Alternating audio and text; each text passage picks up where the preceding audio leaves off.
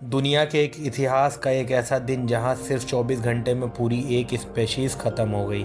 Dinosaurs, जो करोड़ों साल तक ज़मीन पर राज करते रहे, उनका अंत एक ही दिन में शुरू हो गया। आज इस वीडियो में हम डिटेल में देखेंगे कि आखिर वो आखिरी 24 घंटे कैसे थे। शुरुआत बिल्कुल नॉर्मल थी। डायनासोर्स अपनी डेली लाइफ में बिजी थे। टी रेक्स शिकार कर रहा था, ट्राइसेराटॉप्स झुंड में चर रहे थे और टेरोसोरस आसमान में उड़ रहे थे। बट इस नॉर्मल दिन के पीछे एक खौफनाक सच छुपा हुआ था। करोड़ों किलोमीटर दूर एक एस्ट्रॉइड, जिसका साइज माउंट एवरेस्ट के बराबर था, सीधा अर्थ की तरफ आ रहा था। एस्ट्रॉइड धीरे धीरे इतना नज़दीक आता गया कि अगर उस वक्त ह्यूमन होते तो वो आसमान में एक छोटा ब्राइट डॉट देख सकते थे। 12 घंटे पहले तक कोई मेजर डेंजर ग्राउंड पर दिखाई नहीं दे रहा था, लेकिन साइंटिफिक सिमुलेशंस के हिसाब से एस्ट्रॉइड के आने से हवा ज़्यादा गर्म हो रही थी। अर्थ के एटमॉस्फेयर में हल्का डिस्टर्बेंस शुरू हो चुका था।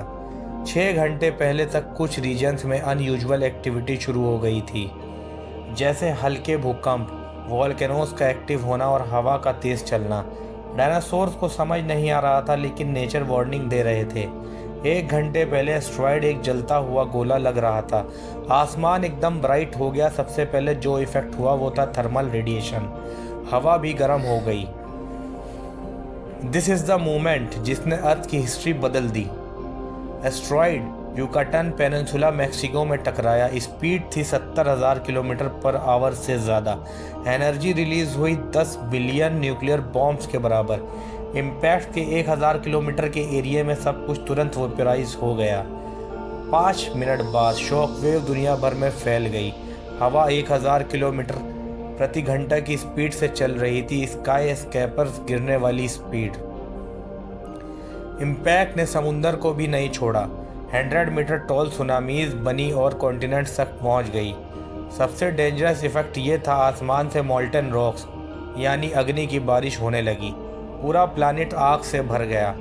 6 घंटे बाद स्काई ब्लैक हो चुके। धूल और ऐश की वजह से सनलाइट अर्थ तक पहुंच रही थी।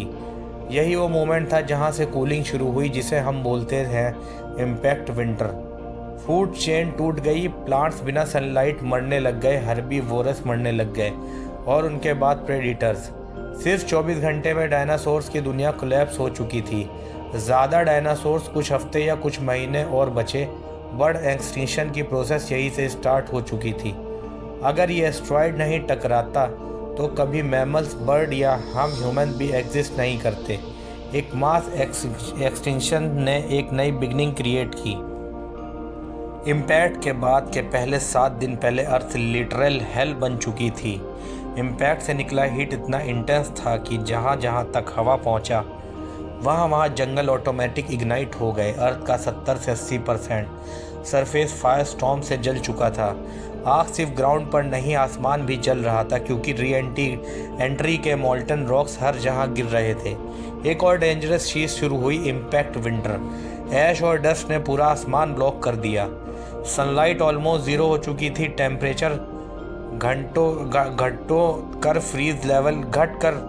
फ्रीज़र लेवल का हो गया था। इस फेज़ में लार्जेस्ट डायनासोर सबसे पहले एक्सटिंक्ट होने लग गए। क्यों? क्योंकि प्लांट्स बिना सनलाइट के सरवाइव नहीं कर सकते थे। प्लांट्स गए, हर्बीवोरस गए, प्रेडिटर्स ऑटोमेटिकली गए। Chain reactions. इम्पैक्ट के बाद एटमॉस्फेयर में सल्फर, कार्बन और मेटल्स मिक्स हो गए थे। इसका रिजल्ट था एसिड रेन्स। ये बारिश ओशियंस और लेक्स को पीएच लेवल चेंज कर रही थी। Fresh water ecosystem almost collapse हो गए थे। सिर्फ 1 साल बाद अर्थ की 75% स्पेशीज़ एक्सटिंक्ट हो चुकी थी। डायनासोर, टेरोसोरस, एमोनाइट्स, जेंट रेप्टाइल्स सब खत्म हो गए थे। लेकिन इंटरेस्टिंग पार्ट यह है कि कुछ छोटी स्पेशीज़ बच गई थी। छोटे मैमल्स, क्योंकि ये अंडरग्राउंड होल में हाइड कर सकते थे। कुछ स्मॉल बर्ड जो वेदर अडेप्ट कर सकते थे। टर्टल्स, क्रोकोडाइल्स, फ्रॉग, क्योंकि एक्सट्रीम कंडीशन टॉलरेट कर सकते थे।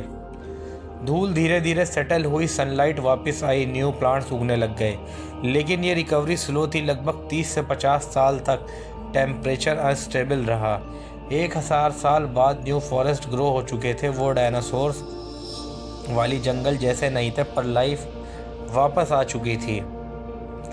टाइम के साथ मैमल्स इवॉल्व होने लगे। वही मैमल्स जिन्होंने डायनासोर के लास्ट 24 घंटे सरवाइव किए थे, उन्होंने अर्थ पर कब्जा करना शुरू किया। करोड़ों साल के एवोल्यूशन के बाद उन स्मॉल मैमल से ही ह्यूमंस का बर्थ हुआ। अगर वो एस्ट्रॉयड नहीं आता तो शायद हम ह्यूमंस कभी एग्जिस्ट ही नहीं करते।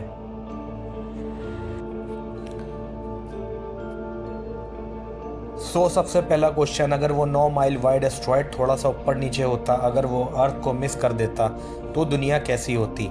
डायनासोर्स ऑलरेडी 16 करोड़ साल से अर्थ पर रूल कर रहे थे और साइंटिस्ट के हिसाब से उनका रूल और 10 से 20 करोड़ साल बढ़ सकता था। मतलब ह्यूमंस का आना ऑलमोस्ट इम्पॉसिबल हो जाता।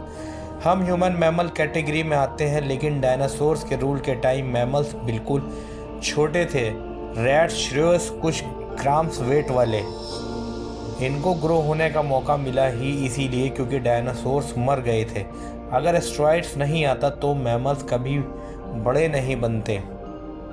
इसका सिंपल मतलब ये, हम कभी एग्जिस्ट ही नहीं करते। साइंस के मानना है कि अगर डायनासोर बचते तो वो और इंटेलिजेंट हो सकते थे। कुछ डायनासोर जैसे ट्रोडॉन की इंटेलिजेंस मॉडर्न बर्ड्स के बराबर थी। अगर इवोल्यूशन कंटिन्यू होता तो इंटेलिजेंट डायनासोर स्पेशीज डेवलप हो सकती थी।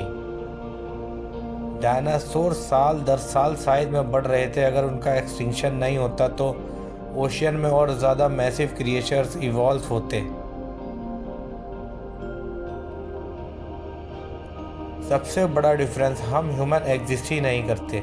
कोई सिटीज़ नहीं, कोई साइंस नहीं, कोई टेक्नोलॉजी नहीं, कोई इंटरनेट नहीं, कोई सिविलाइजेशन नहीं। डायनासोर्स के ज़माने में क्लाइमेट वार्म था, पोलर पर भी फॉरेस्ट थे। अगर एस्ट्रॉयड नहीं टकराता तो आज भी अंटार्कटिक एक ग्रीन कॉन्टिनेंट होता। ह्यूमन इंटेलिजेंस ही नहीं होती तो आज जो कुछ मिल रहा है, moon missions, Mars rovers, medicines, AI, chat GPT, कुछ भी नहीं होता। अर्थ सिर्फ एक वाइल्ड प्लैनेट होता जहाँ जेंट क्रिएचर रोम कर रहे होते। ओवरऑल कंक्लूजन सिंपल है, अगर एस्ट्रॉयड मिस कर देता तो अर्थ पर डायनासोर्स का परमानेंट रूल होता और हम ह्यूमंस कभी नहीं आते। यही एक रैंडम कॉस्मिक इवेंट जिससे कोई कंट्रोल नहीं कर सकता था, उसने हम सबको जन्म दिया। अगर वो एस्ट्रॉयड 1% भी ट्रेजेक्टरी चेंज कर देता तो आज आप ये वीडियो नहीं देख रहे होते। लाइफ कितनी अनप्रिडिक्टेबल है ये शायद इससे ज़्यादा क्लियर कभी नहीं होगा।